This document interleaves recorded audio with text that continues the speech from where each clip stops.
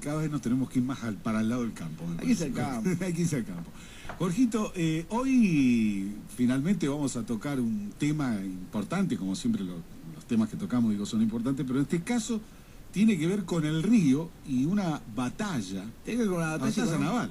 Claro, con un personaje muy querido por los quilmeños, un personaje muy querido que no vino a Quilmes, sino que nunca vino. La relación fue claro. a los tiros desde la costa, siempre. Claro. La tierra no la tocó.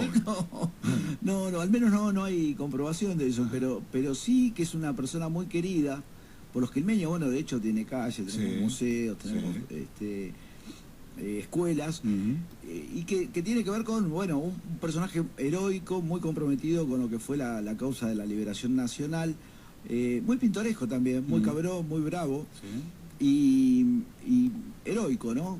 Con una vida también rodeada de tragedia. El caso del mito de la hija, que para muchos se suicidó porque justamente estaba enamorada de Drummond, de un marino, que comprometida para casarse, que muere en una batalla naval de Santiago, y bueno, y ella se mata, se suicidó. Para algunos eso fue un mito, ella en realidad no se mata, sino que murió ahogada, pero bueno, está esa cuestión mística también. ¿Cuánto misticismo que hay en la historia ¿viste? Argentina, ¿no? Sí, y suenan verosímiles, ¿viste? Y se va repitiendo, y esta cuestión de, vos fíjate que la vez pasada nosotros hablábamos acá de los federales y los unitarios, ¿viste? De la pulpera de Santa Lucía, de cómo se cruza, si querés, la tragedia de la guerra con el amor, ¿no? Porque la pulpera de Santa Lucía también estaba enamorada de un unitario. Nosotros habíamos hablado de Siraco Cutiño, de los tangos de Corsini, que hablaban bueno, una unitaria, un federal enamorado de una unitaria, y se va cruzando. Eso es nuestra vida, es nuestra forma también de ser, eso tenemos que valorarlo, ¿no? Que le encontramos la vuelta siempre aparece, viste, estas historias, y el tesoro de Santa Coloma, viste, y acá no habrá ¿Hay un vida. misterio sobre el tesoro de Santa Coloma? Claro, hay una historia, si querés la contamos. Sí, no, un día la vamos a contar, me dejaste picando eso, ¿no? Sí, la historia de un supuesto tesoro enterrado en Santa Coloma. Claro, y cada tanto lo ponen en las redes, y cada tanto, viste, surgen quien dice, no, eso no es así, esas discusiones que son lindas entre vecinos también, viste. Pero bueno, y también está esta cosa de que nos gusta a veces aferrarnos a estos mitos, ¿no? Urbanos, a estas leyendas, ¿viste? Como cuando contaban las maldiciones de los gobernadores, que vos decís, bueno, no debe ser, pero tiene, tiene un atractivo, tiene un atractivo para el oyente. Hasta ahora se viene dando lo de la maldición de los gobernadores. Totalmente. Y en el caso de Brown, podríamos decir, ahí Balmaceda cuenta algunas historias curiosas de él, porque Brown, antes de ser...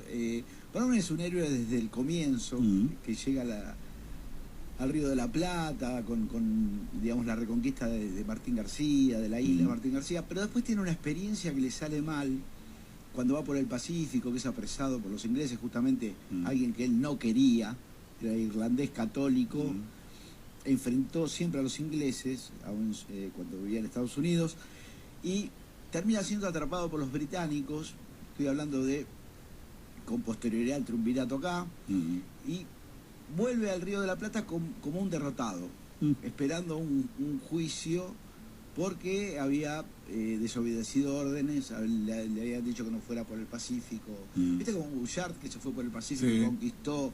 Bueno, en el caso de él, la aventura no le salió tan bien, lo que se llamaba la Guerra del Corso, viste que los corsarios se quedaban con un porcentaje de lo que tomaban de los buques, pirateaban. Y en el caso de él, había un juicio, se deprime, le iban a sacar la casa, la casa donde está el museo hoy el Museo Brauliano, ahí en Casa Amarilla. Casa Amarilla, sí. Exactamente. Y se quiere suicidar. Y se tira de un tercer piso, 12 pisos, para matarse, no se mata, pero queda rengo por vida, ¿no? Queda con esa imposibilidad que después no le evitó, aún así, ser el bravo marino que fue siempre, ¿no? Y en el caso concreto de Quilmes, acá también hay un detalle que cuenta Balmaceda que es muy interesante, que era totalmente paranoico a que lo iban a envenenar con la comida. Entonces no, sí, tenía una paranoia con que lo iban a envenenar. Mirá vos.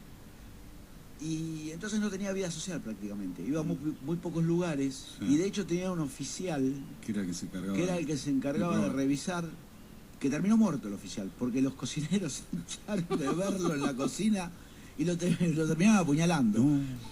Pensá que en ese momento la Armada, digamos, no tenías una escuela, claro, no había una digamos, escuela. La mayoría eran indigentes que buscaban la forma de poder sobrevivir. Claro. Bueno, de hecho los marinos de Rosales se caracterizaban por ser mayoritariamente indigentes, ¿no? Y bueno, al marinero, al que ponía, al que ponía a Brown a controlar la comida, lo terminaron acuchillando. No andaban con vuelta en esa época. No andaban con vuelta. Yo noté el nombre, era el oficial Amaya, se llama. Amaya. Ahora, en el caso de Quilmes, bueno, nosotros lo tuvimos acá el 29 y 30 de junio del 26. En realidad hay dos batallas, y hay otra en febrero del 27, pero la más importante, la más heroica, si querés, la que él muestra un heroísmo al límite, es la de la que te estoy diciendo, la que sería el 29 ahora, el jueves y el viernes. 2 días.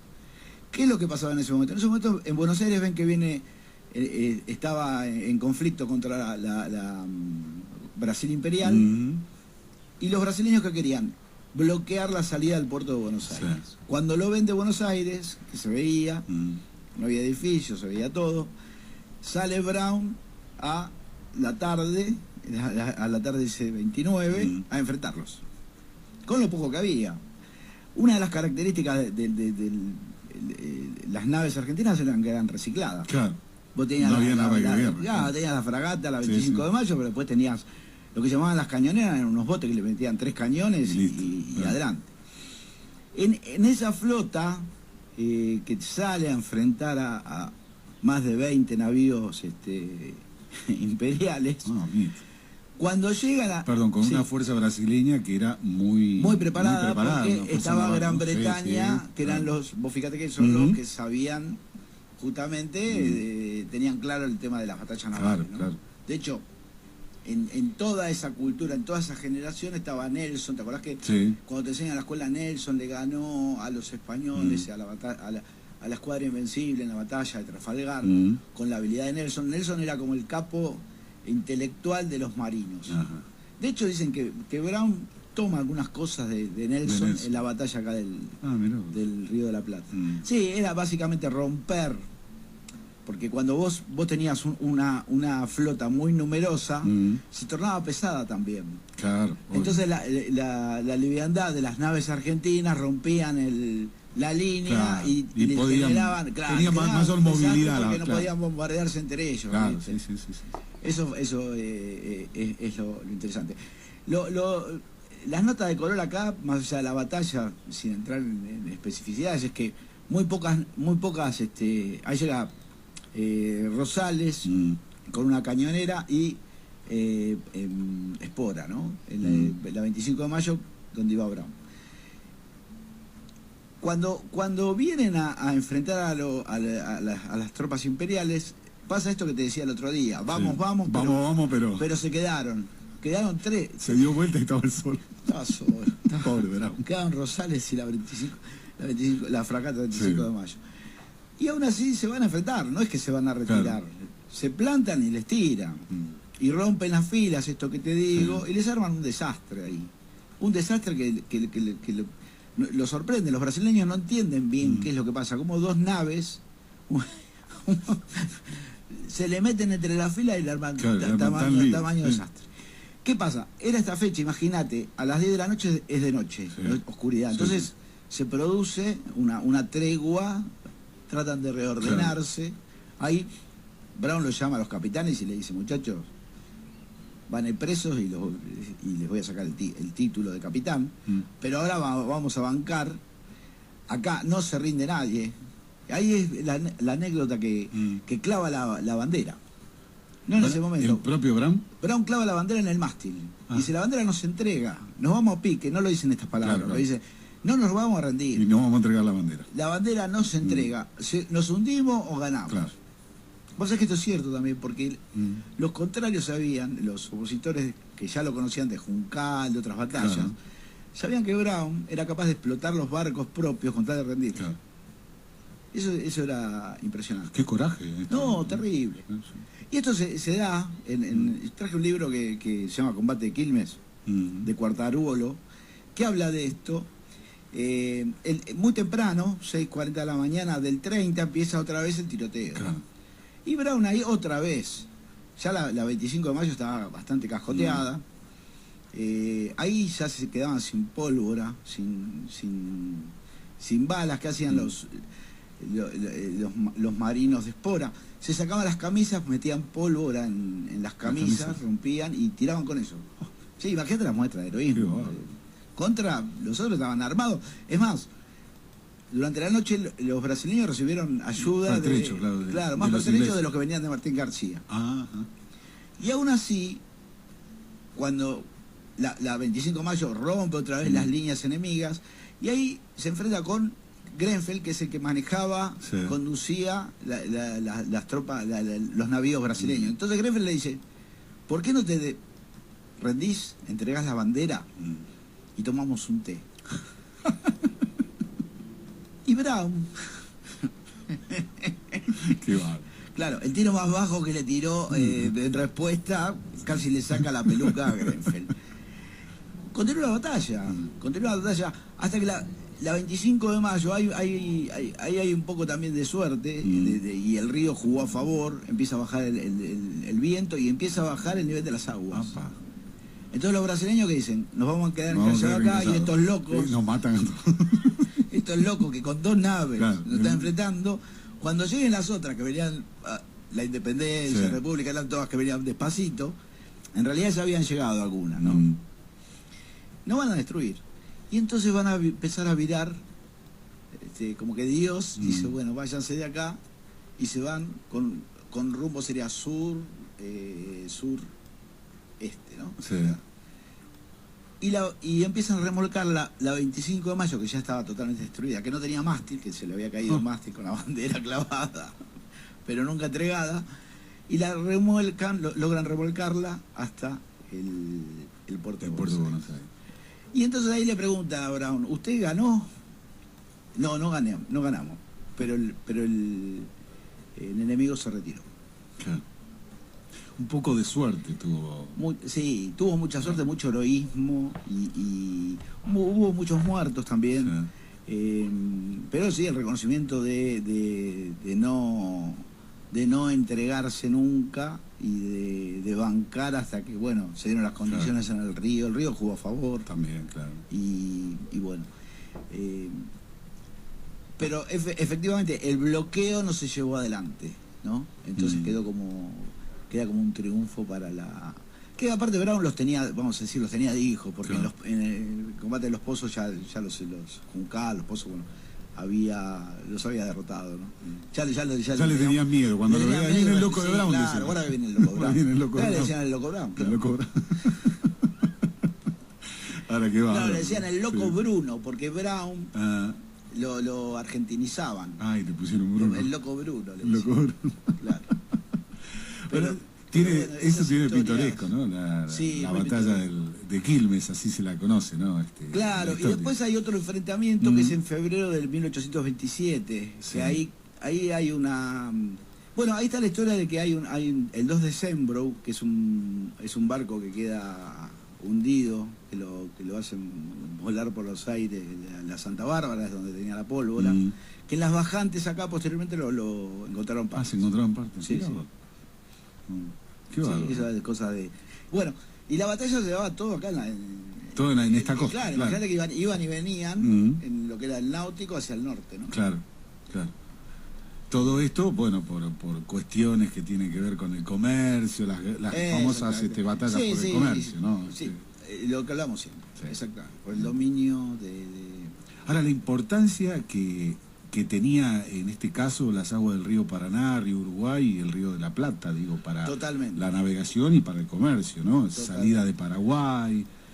Es más, siempre se ha dicho que la República del Paraguay era muy avanzada en esa época. Sí, claro. Después no sé lo que habrá pasado. Sí, ¿no? tenía Pero acerías. tenía acerías, sí, Bueno, sí. ahí está la idea, claro, el proyecto de Gran Bretaña de no tener competidores en América del Sur en lo que querían Claro. vender, ¿no? Claro. Y la funcionalidad, en este caso de Mitre, de los brasileños, que Sí. justamente tenían una alianza, y de sectores de Uruguay para la Triple Alianza para justamente destruir a Paraguay, ¿no? O sea que el Mitre fue, de alguna forma, Mitre fue el colaboró. comandante de esa Sí, Triple Alianza con claro, Paraguay. colaboró contra esto. Qué bárbaro, ¿no? Como digo, los ingleses gobernaban en esa época, digo, se hacía lo que decían ellos, ¿no? Porque Esa era la primera potencia mundial en ese momento, claro. Claro. Hasta, podemos decir, hasta principios del siglo XX, hasta el 30, ¿no? Sí, claro. Sí, en ese momento lo económico pasaba por la decisión inglesa. Claro. Después empezó a pasar por la decisión norteamericana, ¿no? Sí. Con el tema de la guerra y eso. Claro. Pero sí, bueno, de hecho Argentina, si vas al pacto Roca-Runciman 1932, lo que buscaba era hacer la joya más preciada del Imperio Británico en Latinoamérica, ¿no? Claro. Qué bárbaro. Era Qué sumisión. terrible. Que las clases gobernantes veían, sectores de las clases gobernantes veían, Con muy buenos ojos eso. claro, negocios para ellos, ¿no? Sí, obvio. Lo que pasa es que ahí está justamente lo que decís vos, Negocios ¿no? para ellos. Negocios propios también. Porque a veces también uno, bueno, no es que pretende hacer sencillo todo, pero o elemental, digamos, sería la mala palabra, pero las cosas a veces son más elementales de lo que parece, Sí. ¿no? ¿Y cómo hizo todo esto? Porque querían vender, y sí, hicieron todo esto porque en una división del trabajo vos no podías salir de un esquema. Vos tenías que hacer lo que de ellos vender decían. trigo y maíz y vacas. Nada Chau. más. O sea, producción primaria. Claro. Y déjame que yo después la materia prima que vos me envías, bueno, lo del alpargate y lo de los ponchos, ¿no? Que siempre Lo de la decimos. alpargata de las ponchos, lo que bien dijiste de Paraguay, lo que bien dijiste de Paraguay.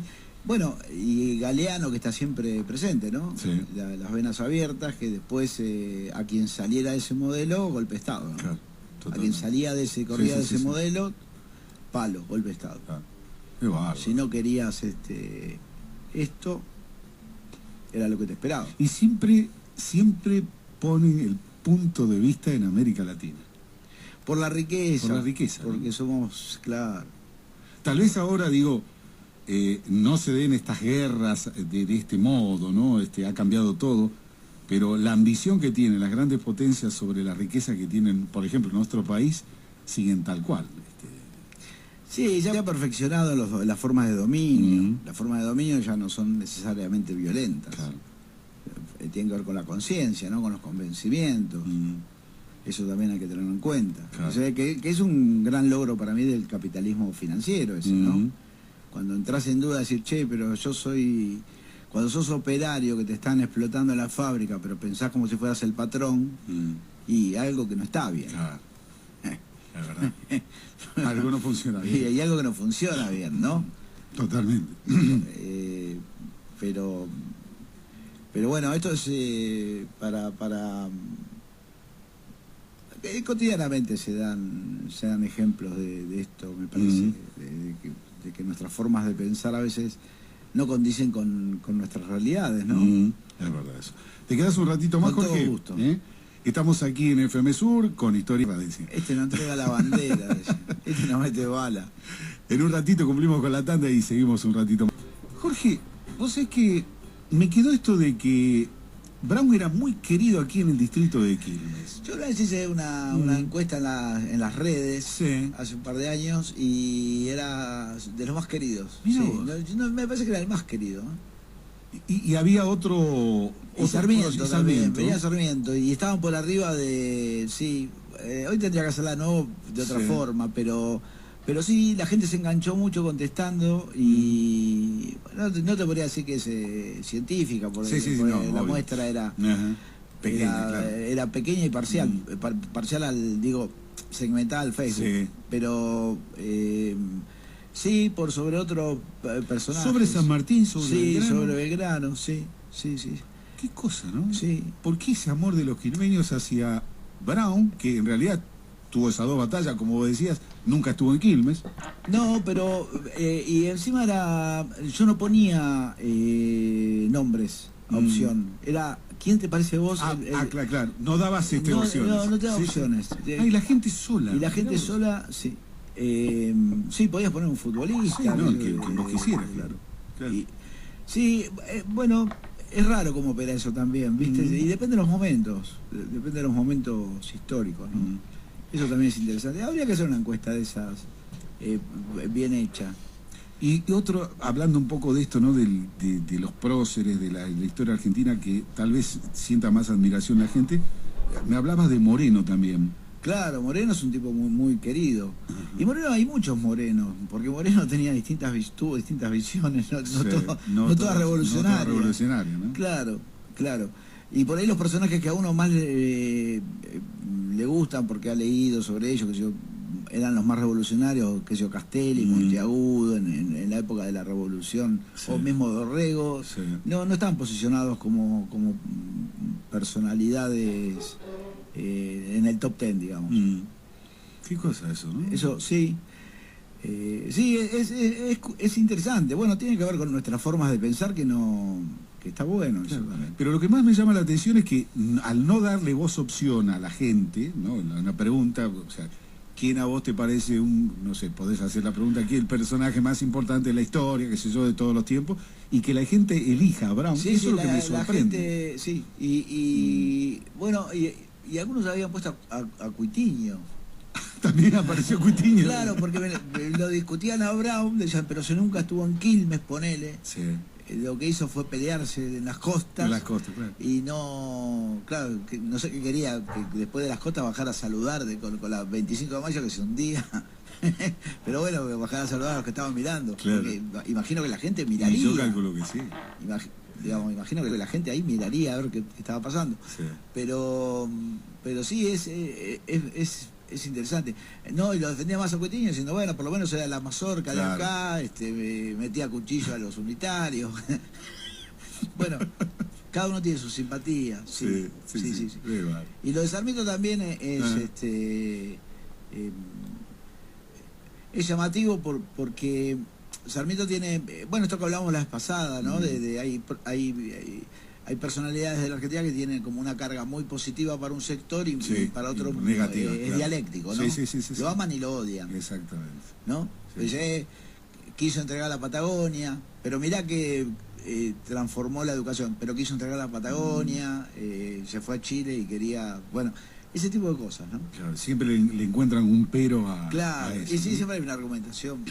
Sí, estamos hablando de personas, no estamos hablando... lo que hizo gran parte de la historiografía mitrista, entiendo yo, fue convertir en próceres, en gente de bronce, a personas que eran como nosotros, que tenían nuestras pasiones, nuestras miserias, nuestros temores. Los convirtieron en héroes de bronce, ¿no? Claro. En lugar de decir, eran humanos que estaban tratando de cambiar la historia como podían, ¿no? Algunos mejores que otros. Me parece que eso, eran seres humanos. Sí. Y más allá de nuestra simpatía, por ejemplo, lo que se le achaca o se le critica a Brown es que fue gobernador. Pero fue gobernador en la época que Lavalle mató a Dorrego. Pero que no tenía nada que ver. A él le dijeron, flaco, hacete cargo porque no hay gobernador. Pero bueno, lo estoy haciendo de una manera muy sencilla. Y algún historiador por ahí se enoja, pero... Digo, me parece que estamos hablando de seres de carne y hueso, ¿no? ¿En qué año es gobernador Jorge, te acordás? Y cuando mataron un poco antes del... Exactamente no me acuerdo el año. Pero fue para la época del asesinato de Dorrego, del fusilamiento de Dorrego. Claro, porque Rosas va del 29 al 32, él debe haber sido en el 27-28, por ahí. Y lo llaman porque no había otro. No había otro. Hacete cargo. Sí, 27 debe haber sido después de las batallas estas, del 27-28 por ahí. Porque ya del 29 al 32 ya viene Rosas en la, Claro. en la primera. Claro. ¿Y logro de su gobernación no? No, nada, fue poco tiempo. Sí. Fue testimonial, digamos. Ya en esa época. Nada, testimonial. Claro, no había nadie que dijeron, no, Guillermo, venga. Sí, porque Hágase no, cargo. porque era un tipo, no, porque era muy querido. Mm. Era muy querido, era muy respetado. O sea que, vos fíjate que lo respetan los unitarios y los federales a Brown. Apa. Mirá vos. Hablan, Lo cuando que él logra. muere hablan todos bien. Ah. Garibaldi, que se enfrentó con él, que esto vamos a hablar el jueves, Sí. Garibaldi se agarró los tiros con él, y le puso a un hijo Guillermo Brown. Mirá vos. No, Brown, Guillermo, por Brown. Claro, por Brown. Y la historia cuenta que Garibaldi estaba desahuciado, Brown lo había destruido en la batalla, y se escapa por tierra. Y logra escapar por tierra. Sí. Una batalla, bueno, en una batalla de los ríos, en esta Ajá. sí. Y cuando se discutía esto que vos bien decías de la navegación, la independencia de la navegación, y Brown dice, no, déjenlo, que ese hombre es un valiente. No, le perdonó la vida. Le perdonó la vida. Le perdonó la vida, sí. ¿Qué código que Tenía tenía? código, sí, claro. Brown, Se mataba en el combate, no se mataba cuando el enemigo escapaba. Brown y Garibaldi acá se cruzan. Sí, claro. Mm. Sí, y mirá, lo anoté. Sí. En el 42 se enfrentaron. En el 42. La batalla de Costa Brava. Vos fíjate qué nombre también. Costa Brava. Y aparte, ¿qué hacía Garibaldi? Vos fíjate, por eso quería hablar. ¿Qué Sí. hacía Garibaldi acá? ¿Qué hacía Garibaldi acá? Garibaldi había sido un héroe de la unificación italiana. ¿Cómo terminó Carajo, acá? sí, acá no se sabe. No, sí, Sí, se se sabe. sabe, sí. Se sabe, lo contamos el El jueves un próximo ratito, jueves. si querés. Sí, Pero, sí. claro, acá en Quilmes se cruzan. Se cruzan. Se cruzan. Sí, estaba pensando eso. Digo, Sí, Brown y sí. Garibaldi sí se cruzan. Se cruzan. Exactamente. Cosas que tiene esto. Jorgito, como siempre, el agradecimiento. El jueves entonces vamos a seguir Garibaldi versus Brown, Brown versus Garibaldi. Sí, otro nos capítulo mechamos con otras de la cosas historia. porque en realidad el combate sería el 29-30, pero Claro. como lo hablé y tenía ganas de charlar de combate, salimos un poco nos vamos para atrás y para adelante como siempre, pero el jueves hablamos un poquito de esta Dale. batalla, sí, de otras cositas. Gracias, Jorgito. No, a vos.